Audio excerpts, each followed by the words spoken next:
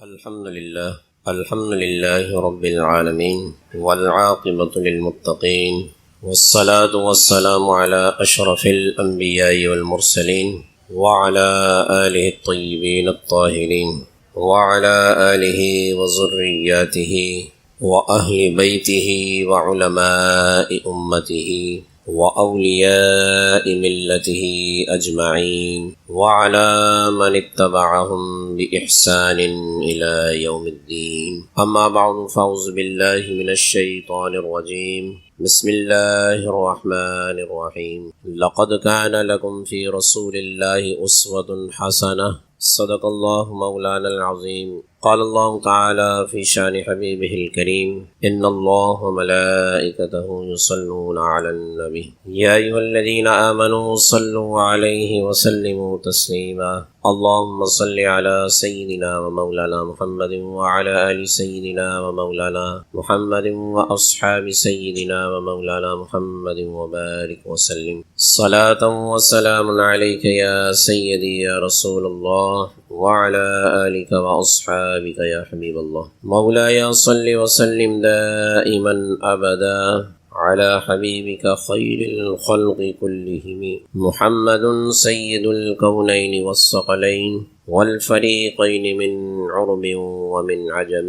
يا أكرم الخلق ما لمن ألوذ به سواك عند حلول الحادث العمم. يا رب بالمصطفى بلغ مقاصدنا واغفر لنا ما مضى يا واسع الكرم. مولاي صل وسلم دائما أبدا على حبيبك خير الخلق كلهم. حمد صلاة کے بعد نہایت ہی واجب الاحترام سامعین ذی وقار حاضرین مجلس، اللہ رب العزت کی بارگاہ میں انتہائی عجز و انکساری کے ساتھ اس کا شکر ادا کرتے ہیں کہ اللہ تعالی نے ہمیں دوبارہ جمعۃ المبارک کی عظیم اور بابرکت ساعتیں عطا فرمائی اور اس کے ساتھ اپنی بارگاہ میں حاضری کا شرف عطا فرمایا. اللہ کریم کی بارگاہ میں دعا ہے کہ ان بابرکت لمحات کے طفیل سے ہماری تمام خطاؤں کو معاف فرمائے اور ہمارے تمام نیک اعمال کو ایمان کی سلامتی کے ساتھ اپنی بارگاہ میں قبول و منظور فرمائے. آج جمعۃ الوداع رمضان المبارک کا آخری جمعہ اور رمضان المبارک مہمان بن کر آیا اور مہمان ہی بن کر رخصت ہونے والا. وقت میں شاید برکت ختم ہو گئی. ابھی رمضان کی تیاری چل رہی تھی کہ رمضان آ رہا ہے، اب رمضان جا رہا ہے تو مہمان بن کے آیا. پتہ نہیں ہم نے اس کی مہمان نوازی کس انداز میں کی. ہر شخص اپنے بارے میں خوب جانتا ہے اور ان معاملات کی ایک بات یاد رکھیے گا، میری اپنی عادت بھی ہے کہ کسی کو صفائی مت دیا کرو. کبھی اس طرح کی بات ہو نا تو فوراً یہ نہ کہا کرے کہ میں نے یہ کیا، میں نے یہ کیا، میں نے یہ کی. صفائی ہم دینا شروع کر دیتے ہیں نا تو صفائی دینے کی ضرورت نہیں. جو معاملات اللہ کے اور بندے کے درمیان ہیں ان میں کبھی بھی صفائی بندے کو دینے کی ضرورت ہے ہی. اور ان افراد کے لیے بھی لمحہ فکریہ ہے کہ جو دوسروں سے صفائیاں مانگ. نماز کے متعلق پوچھیں گے تمہاری نماز کیسی ہے، اس طرح کے معاملات لوگوں سے پوچھ کر ان کی جو نیت ہے اس پر سوال اٹھایا جاتا ہے. بڑی غلط عادت. تو بہرحال رمضان المبارک کا مہینہ بالکل اختتام کی. اللہ کریم کی بارگاہ میں التجا ہے اس آخری جمعے کی برکتیں ہمیں عطا فرمائے. جمعۃ الوداع یقیناً پورے رمضان المبارک کا نچوڑ ہوتا ہے. اللہ تعالیٰ اس کی برکتیں ہمیں عطا فرمائے اور اس کے بابرکت لمحات کے طفیل سے تمام خطائیں ہماری معاف فرمائے اور ایمان کی سلامتی کے ساتھ اس پورے مہینے میں جو بھی عبادات ہم نے کی ہیں اللہ تعالیٰ ان تمام عبادات کو ایمان کی سلامتی کے ساتھ نبی مکرم صلی اللہ علیہ وآلہ وسلم کی ذات اقدس صرف انفرادی اصلاح کے لیے اس دنیا میں تشریف نہیں لائی. جہاں آپ نے لوگوں کی انفرادی خرابیوں کو دور کرنے کی کوشش کی اور اللہ نے آپ کو کامیاب فرمایا اور اس کامیابی کا نتیجہ آج دین اسلام ہم تک پہنچا ہے. تو نبی مکرم صلی اللہ علیہ وآلہ وسلم نے اس زمانے جاہلیت جو اندھیرے سے اجالے کا سفر طے کیا اور آپ کی معیت میں جتنے لوگوں نے اس زمانے جاہلیت کے اندھیروں سے نکل کر اسلام کی روشنی کے سائے میں جب آئے تو وہ کیا چیزیں تھیں کہ جو رسول اکرم صلی اللہ علیہ وآلہ وسلم نے اپنائیں. انفرادیت کی ہم بات کرتے ہیں، سچ بولنا، ایسے ہی نفل عبادات یہ حضور علیہ الصلاۃ والسلام کا خاصہ رہی. اذکار ہو گئے، قرآن مجید فرقان حمید کی تلاوت ہو گئی، روزہ ہو گیا، نفلی روزہ ہو گیا، ایسے ہی انسان کی نماز ہو گئی. تو الغرض یہ تمام وہ عبادات ہیں جس کا تعلق انفرادیت سے. نماز آپ پڑھیں گے، نماز کا فائدہ آپ کی اپنی ذات تک محدود ہے. یہ الگ بات ہے کہ دیکھنے کی برکتیں لوگوں پر ظاہر ہوتی ہیں، لیکن صحیح معنوں میں اس کا فائدہ آپ کی ذات. ایسے ہی روزہ آپ رکھتے ہیں تو روزے کا فائدہ بھی کس کو ملے گا؟ رکھنے والے کو ملے گا. نفلی عبادات آپ کریں گے، قرآن مجید فرقان حمید کی تلاوت آپ کریں گے، تو یہ وہ عبادات ہیں کہ جس کا فائدہ کرنے والے کو ہی زیادہ ہو. قرآن کی تلاوت آپ اونچے آواز میں کر رہے ہیں تو سننے والے کو بھی ثواب مل جائے گا، لیکن قرآن کی تلاوت کا اصل فائدہ قاری قرآن. تو رسول معظم صلی اللہ علیہ وآلہ وسلم نے یہ انفرادی زندگی تو گزار کر ہمیں دکھائی. یہ انفرادی زندگی کہلاتی ہے نا، اپنی اصلاح میں لگے رہے. لیکن حضور علیہ الصلوۃ والسلام نے اس زمانے جاہلیت میں ضرورت کس بات کی؟ کیا صرف انفرادی اصلاح کی ضرورت؟ انفرادی اصلاح کے ساتھ ساتھ حضور علیہ الصلوۃ والسلام نے معاشرتی اصلاح پر بھی بہت کام. معاشرتی اصلاح یعنی ایسے امور سر انجام دینا کہ جس سے افراد تو تیار ہوں، فرد سے افراد بنتے اور افراد سے معاشرہ بن. فرد سے افراد بنیں گے اور افراد سے ہی معاشرہ بنے. آج ہم یہ تو برملا کہہ دیتے ہیں کہ معاشرہ بڑا خراب ہے، ہر بندہ معاشرے کو الزام دیتا ہوا نظر آ رہا. ایسا ہی ہے نا، لیکن اپنے گریبان میں ہم جھانکنے کے لیے تیار نہیں کہ اس معاشرتی خرابیوں میں ہمارا کتنا کردار ہے، یا اس معاشرتی خرابیوں کو دور کرنے میں ہم کیا عملی اقدام کر رہے ہیں، ہم کیا کوشش کر رہے ہیں کہ یہ جو معاشرتی خرابیاں ہیں یہ بھی دور ہونی چاہیے. ہر بندہ یہ تو شکوہ کر رہا ہے، جہاں بھی بات ہو، جب بھی کسی موقع پہ بات ہو، ہر بندہ یہی کہتا ہوا نظر آئے گا کہ معاشرہ بڑا خراب ہے. ایسا ہی ہے نا، لیکن کوئی یہ کہنے کے لیے، یہ ماننے کے لیے تیار نہیں ہے کہ وہ خرابیاں ہمارے اندر، کیونکہ معاشرے میں جو رہنے والے لوگ ہیں وہ ہم ہی ہیں نا، ہم اور آپ ہی ہیں نا جو معاشرے میں رہ رہے ہیں. کوئی جنات کے معاشرے میں تو ہم رہ نہیں رہے کہ ہم کہیں کہ ہم تو صحیح ہیں، یہ جنات کا معاشرہ خراب ہے. بات سمجھ رہے جس طرف میں آپ کی توجہ دلانا چاہ رہا ہوں؟ تو یہ بات یاد رکھیے کہ فرد سے مل کر افراد بنتے ہیں، افراد سے ہی مل کر معاشرہ بنتا ہے. حضور علیہ الصلوۃ والسلام کی شخصیت کا یہی خاصہ رہا ہے کہ آپ نے انفرادی اصلاح بھی، اور اس انفرادی اصلاح کا دائرہ آپ نے اتنا وسیع کیا کہ اس اصلاح کے ذریعے ایک معاشرہ بھی تیار ہو، جس معاشرے کا نام ریاست مدینہ بھی. ریاست مدینہ ہی تھی نا کہ حضور علیہ الصلوۃ والسلام نے پہلے افراد تیار کی، پہلے لوگوں کی اصلاح، لوگوں کو تیار کی. تو اب اس تیاری میں خود حضور جان عالم صلی اللہ علیہ وآلہ وسلم کا اپنا کیا کردار؟ کیا افراد یا معاشرے کی اصلاح صرف زبان سے کافی ہے جیسا کہ ہم آج کر رہے ہیں؟ ہم خود عمل کرنے کے لیے تیار نہیں، لیکن ہر ایک کے لیے حاجی ثناء اللہ بنے، ہر ایک کو نصیحت کرنا یہ تو ہم نے اپنا وسیلہ بنایا ہوا ہے.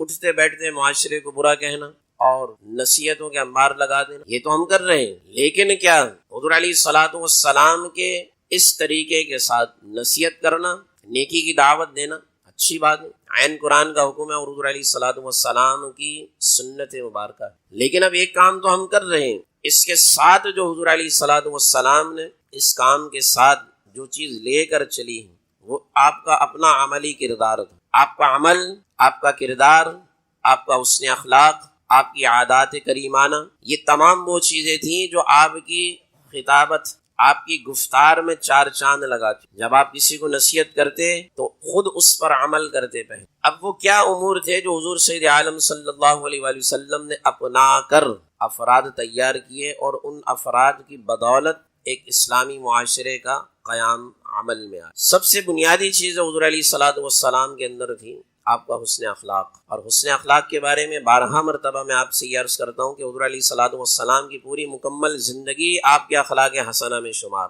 اور آپ کے اخلاق حسنہ جیسے ہمارے اخلاق حسنہ کا ایک الگ معیار ہے نا، ہم سے بڑا ہوگا طاقت میں، قوت میں، مال میں، تو اس کے ساتھ ہمارا اخلاق کا معیار الگ ہو. ہمارے برابر کا ہوگا، ہمارا دوست ہو، پڑوسی ہو، محلے دار ہو، اس سے ہمارا اخلاق کا معیار الگ ہو. اور اگر ہم سے کم تر قوت میں بھی، مال میں بھی، حیثیت میں بھی، تو اس سے ہمارا اخلاق کا معیار الگ ہو. ایسے ہی ہے نا کہ ہر ایک کے ساتھ ہم نے اپنے الگ الگ معیارات بنائے ہیں. اب اس معاملے میں جب حضور سید عالم صلی اللہ علیہ وآلہ وسلم کی ذات اقدس کو ہم دیکھتے ہیں تو آپ کے اخلاق کریمانہ ہر ایک کے ساتھ ایک جیسے، ہر ایک کے ساتھ آپ اس نے سلوک سے پیش آتے.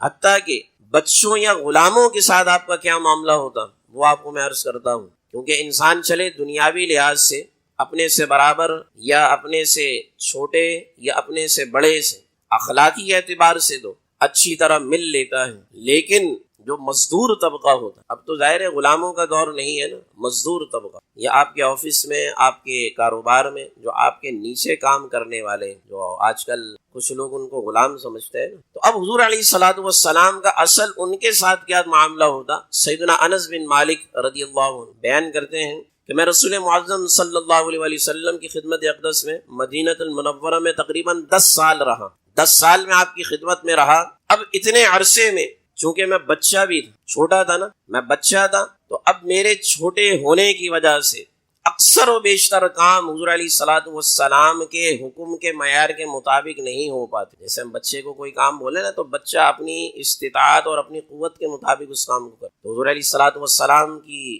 متعلق بیان کرتے ہیں کہ اکثر ایسا ہوتا ہے کہ کام حضور کے معیار کے مطابق نہیں ہوتا، لیکن اس کے باوجود کبھی بھی حضور علیہ الصلوۃ والسلام نے یہ نہیں کہا کہ اف اے انس یہ کیا تم نے کر دیا، یہ کیا، کیوں، یہ کبھی حضور علیہ الصلوۃ والسلام کی زبان اقدس سے میں نے نہیں سنا، اور ڈانٹنے کا تو سوال ہی پیدا نہیں ہوگا کہ کبھی بھی حضور علیہ الصلوۃ والسلام نے، حالانکہ میں غلام تھا، خادم تھا حضور علیہ الصلوۃ والسلام، اب میں نے کہا نا کہ خادموں سے، چھوٹے طبقے کے لوگوں سے ہمارا کیا حسن سلوک ہوتا ہے وہ بیان کرنے کی حاجت نہیں۔ تو اب حضور علیہ الصلوۃ والسلام نے اس طبقے کے ساتھ جو حسن سلوک کی مثال قائم کی ہے نا، یہ حسن معاشرت میں بڑا بنیادی کردار ادا کرتی۔ ضروری نہیں ہے کہ کم حیثیت والے لوگ آپ کے گھر میں ہوں، آپ کے خاندان میں ہوں، آپ جب گلی محلے میں نکلتے ہیں تو ایسے کئی افراد آپ سے ٹکراتے ہیں جو حیثیت میں، مالیت میں، اسٹیٹس میں آپ سے بڑے نچلے درجے کے ہوتے ہیں، تو اصل آپ کا حسن اخلاق تب پتہ چلتا ہے کہ آپ ان کے ساتھ کس طرح پیش آ رہے ہیں۔ حضور علیہ الصلوۃ والسلام کا ایک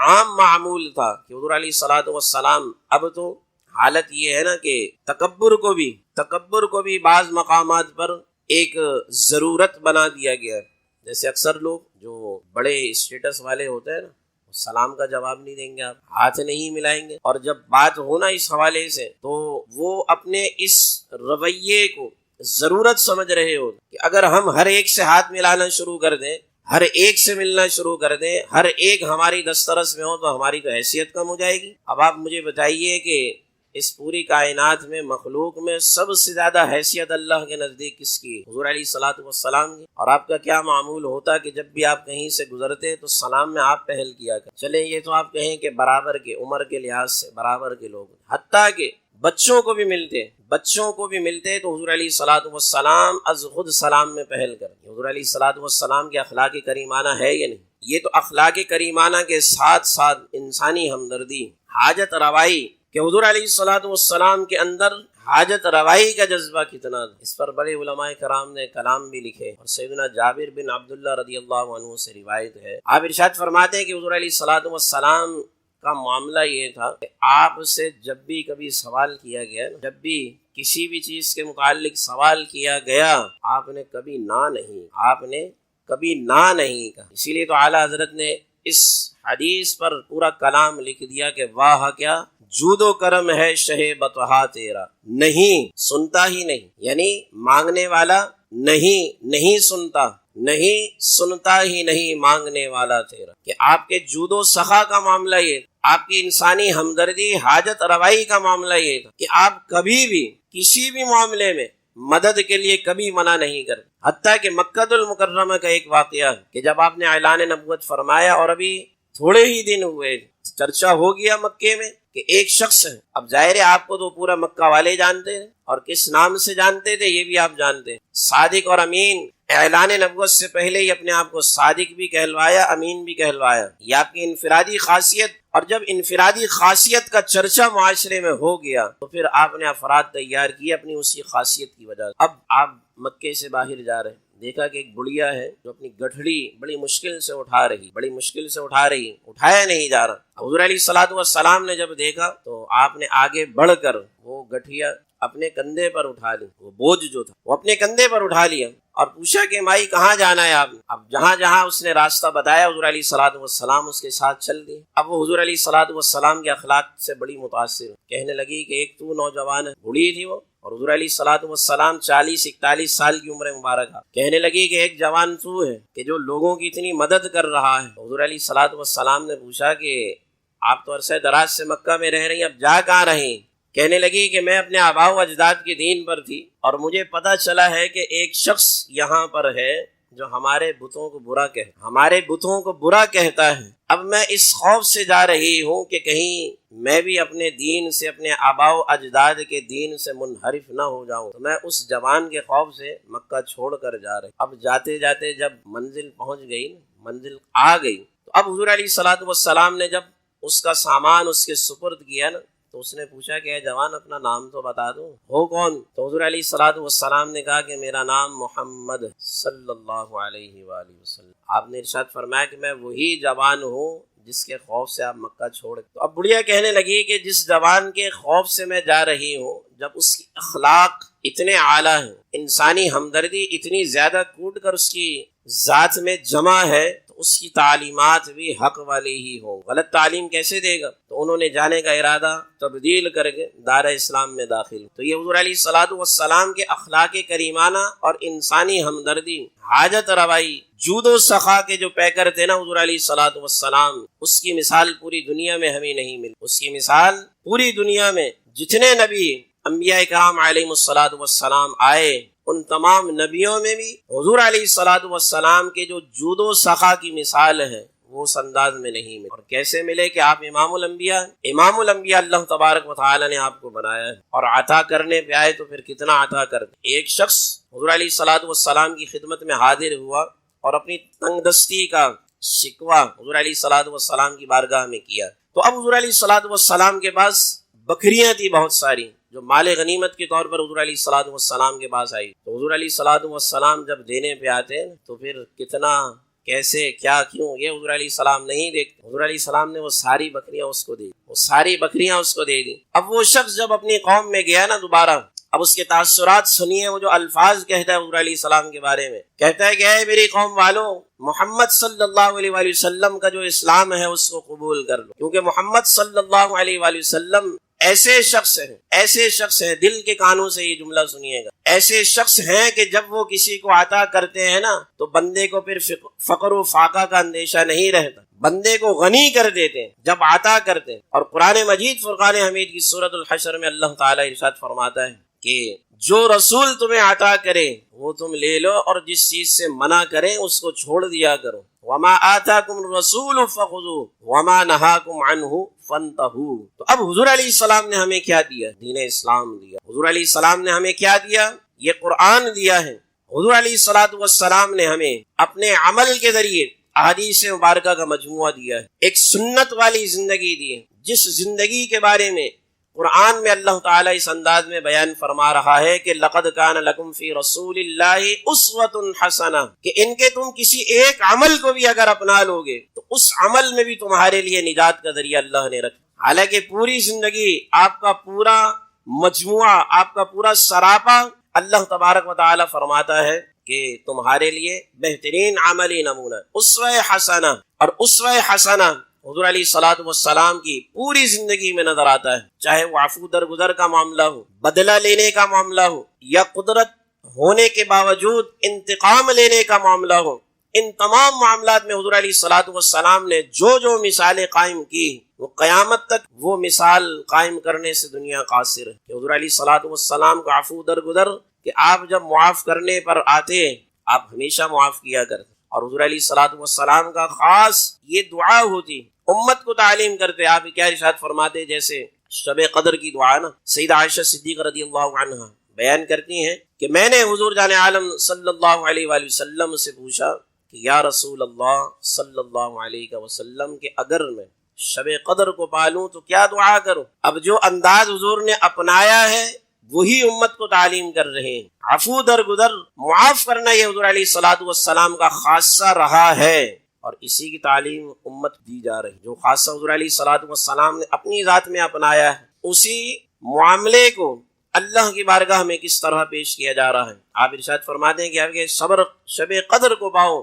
آپ نے یہ نہیں فرمایا کہ لمبے لمبے سجدے کر، یقیناً اس کی فضیلت، تلاوت کرو اس کی فضیلت، نوافل کی فضیلت، کوئی بھی نیک عمل آپ شب قدر میں کرتے ہیں اس کی فضیلت اپنی جگہ ہے۔ لیکن جب سیدہ طیبہ عائشہ صدیقہ رضی اللہ عنہا ام المؤمنین، ہماری والدہ، ہماری ماں، مومنین کی ماں، انہوں نے جب سوال کیا تو آپ نے کیا ارشاد فرمایا کہ تم اللہ کی بارگاہ میں یہ دعا کرو کہ اللہم انک عفو کریم، کہ اللہ تو معاف کرنے والا ہے، تو کریم ہے۔ اور کریم کا لفظ حضور علیہ الصلوۃ والسلام نے بیان کیا ہے، اور اسی کریم کے لفظ کو اللہ تعالیٰ سورۃ الانفطار میں کس انداز میں بیان کرتا ہے کہ یا ایھا الانسان ما غرک بربک الکریم، کہ اے انسان تجھے اپنے کریم رب سے کس بات نے دھوکے میں رکھا ہوا ہے۔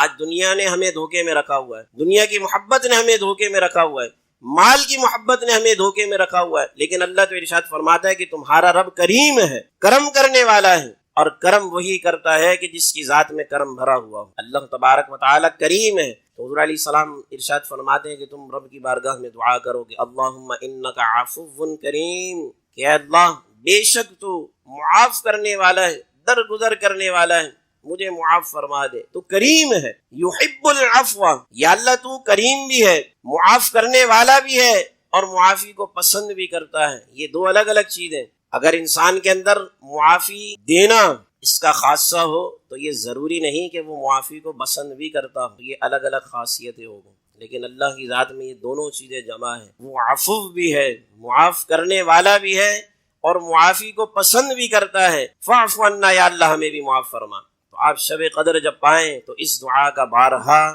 اہتمام کیا کریں۔ تو اب حضور علیہ الصلوۃ والسلام کی ذات اقدس میں عفو درگزر ہر مقام پر نظر آتا ہے، اور سب سے بڑی مثال جو حضور علیہ الصلوۃ والسلام نے قائم کی فتح مکہ کے موقع پر، کہ وہ آپ کے دشمنان اسلام کی جنہوں نے آپ کو اتنی تکالیف دی کہ آپ کا جو اپنا وطن تھا، یہ انسان کے لیے بڑی تکلیف ہوتی ہے کہ اس کو اپنے وطن سے نکال دیا جائے، اتنا اس کو پریشان کیا جائے کہ وہ اپنے جائے پیدائش، اپنے وطن کی جگہ جہاں اس کی ولادت ہوئی ہے وہاں سے اس کو جانا پڑے۔ باقی تمام غم جو حضور علیہ الصلوۃ والسلام کو دیے گئے وہ اپنی جگہ تھے، حتیٰ کہ آپ کے پیارے چچا، شفیق چچا، سید الشہداء حضرت سیدنا امیر حمزہ رضی اللہ عنہ کی جب شہادت عمل میں آ گئی، آپ کو اس بات سے بھی بڑی تکلیف ہوئی، اور یہی وجہ تھی کہ حضرت وحشی رضی اللہ عنہ جنہوں نے حالت کفر میں غزوہ احد میں آپ کے چچا کو شہید کیا تھا، بعد میں کافی عرصے کے بعد وہ مسلمان ہو گئے، اور ان کو بھی حضور علیہ السلام نے معاف کر دیا۔ اتنا بڑا غم ملنے کے باوجود بھی اسلام کی برکت تھی کہ اللہ کے رسول صلی اللہ علیہ وآلہ وسلم نے ان کو بھی معاف کر دیا، لیکن اتنا بڑا غم ہونے کے باوجود بھی اللہ نے آپ کو جب قدرت عطا فرمائی، پورا مکہ آپ نے فتح کر لیا، تو آپ نے عفو درگزر کی وہ مثال قائم کی کہ ہمیں آج اس سے سبق حاصل کر کے لوگوں کے قصور کو معاف کرنا چاہیے، کہ آپ کو انتقام کی قدرت تھی، آپ لائن میں بھی کھڑا کر کے سب کو اگر سزا دیتے تو یقین جانیے دنیا کا کوئی قانون بھی آج تک نہ قیامت تک کوئی قانون آپ کے اس فیصلے پر سوال اٹھاتا کہ آپ نے جو کیا غلط کیا، کوئی سوال نہیں اٹھا سکتا، لیکن آپ نے جو مثال قائم کی نا، اس مثال کی تعریف کرنے میں دشمنان اسلام بھی آگے آگے۔ مومنین تو تعریف کرتے ہی ہیں کہ آپ کا وہ فیصلہ تاریخی فیصلہ تھا، اور کیوں نہ ہو کہ آپ سراپا رحمت، آپ سراپا رحمت ہیں۔ اور ایک موقع پر ایک صحابی نے آپ سے عرض کیا نا، یا رسول اللہ صلی اللہ علیہ وسلم کہ آپ اہل مکہ کے لیے بد دعا کریں، دعائے ضرر کریں۔ جب اتنی تکالیفیں دی گئیں اور ہجرت پر آپ کو مجبور کر دیا، اور پھر ایک کے بعد ایک غزوات ہوتے رہے، ان میں کافیوں میں مسلمانوں کا بھی نقصان ہوتا رہا، تو ایک موقع پر ایک صحابی نے عرض کیا کہ یا رسول اللہ صلی اللہ علیہ وسلم آپ اہل مکہ کے لیے دعائے ضرر فرمائے۔ تو حضور علیہ السلام نے بڑے پیارے انداز میں ارشاد فرمایا کہ میں دعائے ضرر کیسے کر سکتا ہوں، اللہ نے مجھے سراپا رحمت بنایا ہے، اور وہ سراپا رحمت کا مظاہرہ آپ کے ہر عمل میں نظر آتا ہے۔ اور وہ فتح مکہ کا موقع تھا، میں نے عرض کیا نا کہ اگر آپ ان کو سزا دینے کا بھی فیصلہ کرتے نا، کوئی یہ کہہ نہیں سکتا تھا کہ آپ کا فیصلہ غلط، کیونکہ بدلہ ہے نا، بدلہ تو لیا جائے تو اسلام کی روح سے بھی جائز ہے، لیکن آپ نے عام معافی کا اعلان کیا۔ اور حضور علیہ الصلوۃ والسلام نے ایک اور عمل معاشرتی اصلاح کے لیے جو دیا ہے، اس کی بھی ہمارے آج معاشرے میں بڑی کمی ہے۔ وہ کیا ہے؟ حضور علیہ الصلوۃ والسلام نے ارشاد فرمایا کہ لا یؤمن احدکم حتی یحب لاخیہ ما یحب لنفسہ۔ اگر یہ حدیث مبارکہ ہم غور کریں نا، یہ جو عمل حضور علیہ الصلوۃ والسلام نے یہ جو قانون دیا ہے نا، تو معاشرے کی پتہ نہیں کتنی خرابیاں صرف اس ایک قانون پر عمل کرنے کی وجہ سے ختم ہو جائے گی۔ قانون کیا ہے؟ حضور علیہ السلام ارشاد فرماتے ہیں کہ تم میں سے کوئی شخص بھی اس وقت تک کامل مومن نہیں ہو سکتا کہ جب تک وہ اپنے مسلمان بھائی کے لیے وہی چیز پسند نہ کرے جو اپنے لیے پسند کرتا ہے۔ اب آپ اس پر غور کریں، ہے بڑی چھوٹی سی حدیث ہے، لیکن غور کریں کہ ہماری پوری زندگی اس میں گھری ہوئی ہے یا نہیں۔ ہم اچھا کھانا اپنے لیے پسند کریں گے لیکن پڑوسیوں کو دیں گے بچا ہوا۔ ہم اچھی چیز اپنے لیے پسند کریں گے لیکن دینے والی ہمارا اکثر یہ معمول ہے کہ جب ہم بازار جائیں گے کپڑا لے رہے ہوں تو پہلے ہی کہہ دیں گے بھائی لینے دینے کے لیے چاہیے تو اس لحاظ سے دکھاؤ۔ یہ جملہ بولتے ہی نہیں بولتے؟ دکاندار کو بھی پتا ہوتا ہے تو وہ کم قیمت والا جو دینے اور لینے کے لیے استعمال ہوتا ہے نا تو وہی والا دیں گے، اور جب اپنے لیے لینا ہو تو ارے یہ کیا دکھا رہے ہو، کوئی اچھا والا دکھاؤ۔ اور اچھا دکھائے گا نہیں، اس میں بھی مزہ نہیں آ رہا، اور اس سے بھی اچھا دکھاؤ۔ یہ اپنے لیے لے رہے ہیں لیکن جب دوسروں کے لیے لیتے ہیں تو کم چیز لیتے ہیں۔ یہ تو ایک مثال ہے نا، ہمارا طرز عمل بھرا ہوا ہے اس سے۔ جب معاشرے میں یہ خرابی عام ہو جائے کہ اپنے لیے اعلیٰ چیز پسند کی جائے لیکن اپنے مسلمان بھائی کے لیے اسفل چیز پسند کی جائے تو آپ بتائیے کہ پھر معاملہ کس حد تک خراب ہوگا یا نہیں۔ تو صرف اس ایک قانون پر ہم عمل کریں تو معاشرتی برائیوں کا کافی حد تک سد باب ہو سکتا ہے۔ آج ہر شخص یہ شکوہ تو کر رہا ہے کہ معاشرہ خراب ہے، معاشرہ خراب ہے، معاشرہ خراب ہے، لیکن کبھی اس بات پر بھی غور کرنا چاہیے کہ ہم کتنے صحیح ہیں، ہم کتنے صحیح ہیں۔ ہم تو اپنی نظر میں متقی بھی ہیں، پرہیزگار بھی ہیں، حاجی بھی ہیں، نمازی بھی ہیں، روزے دار بھی ہیں، صدقہ اور خیرات کرنے والے بھی ہیں۔ اپنے فضائل بیان کرنے ہو تو حاتم تائی سے نیچے تو پھر ہم آ کے رکیں گے نہیں نا، حاتم تائی سے اوپر ہی ہمارا درجہ ہوگا۔ لیکن عملی اعتبار سے جو کمزوریاں اور خرابیاں ہمارے اندر ہیں اس کی وجہ سے پورا معاشرہ خراب ہوتا ہے۔ ہر شخص کی انفرادی ذمہ داری ہے معاشرے کو خراب کرنے میں بھی، اور ہر شخص اتنا ہی ذمہ دار ہے کہ وہ معاشرے کو صحیح کس طرح کر سکتا ہے۔ یہ تمام چیزیں اگر ہم اپنی زندگی میں اپنائیں، معافی، درگزر، انسانی ہمدردی، حاجت روائی، سوالی کے سوال کو پورا کرنا، اور اس سے بھی بڑھ کر اطاعت رسول کا جذبہ اگر ہمارے اندر آ جائے، نیکیوں کا جذبہ ہمارے اندر آ جائے تو معاشرے کی پھر یہ حالت نہ ہو۔ ہم یہ تو چاہتے ہیں کہ ہمارا مسلمان بھائی روزہ بھی رکھے، نمازیں بھی پڑھے، تہجد بھی پڑھے، کیونکہ اس کی ہمیں بڑی فکر ہے۔ اگر وہ نماز نہیں پڑھ رہا ہو تو یہ بات ہمیں بڑی کڑتی ہے اندر سے۔ روزہ نہ رکھ رہا ہو کوئی، رمضان میں بھی اگر کوئی روزہ نہ رکھ رہا ہو تو ہم اس بات میں گھلتے رہے پتہ نہیں کیوں نہیں روزہ رکھ رہا۔ لیکن اگر اس سے اتنی ہی فکر، کم سے کم اتنی ہی فکر ہم اپنی ذات کی بھی کر لیں نا تو کافی حد تک اصلاح ہو جائے گی۔ جتنی فکریں ہم دوسروں کی کرتے ہیں تو اطاعت رسول کا جذبہ ہونا چاہیے، نیکی کا حکم دینے کا جذبہ تو ہے، نیکی پر عمل کرنے کا جذبہ بھی ہمارے اندر ہونا چاہیے، برائیوں سے روکنے کا جذبہ بھی ہے لیکن برائیوں سے رکنے کا جذبہ بھی ہونا چاہیے۔ یہ روکنے اور رکنے میں، نیکی کروانے اور کرنے میں یہ فرق اگر ہم سمجھ گئے، اور یہی اطاعت رسول کا فرق ہے، یہ فرق اصل میں سمجھنا ہے تو معاشرہ وہی مدینے کی ریاست جو حضور علیہ الصلوۃ والسلام نے قائم کی ویسی تو نہیں ہو سکتی لیکن اس کی کچھ مثال اس معاشرے میں آ سکتی ہے۔ اللہ کی بارگاہ میں دعا ہے ایمان کی سلامتی عطا فرمائے، اور ایمان کی سلامتی کے ساتھ اعمال صالحہ کی توفیق عطا فرمائے۔ وآخر دعوانا ان الحمد للہ رب العالمین۔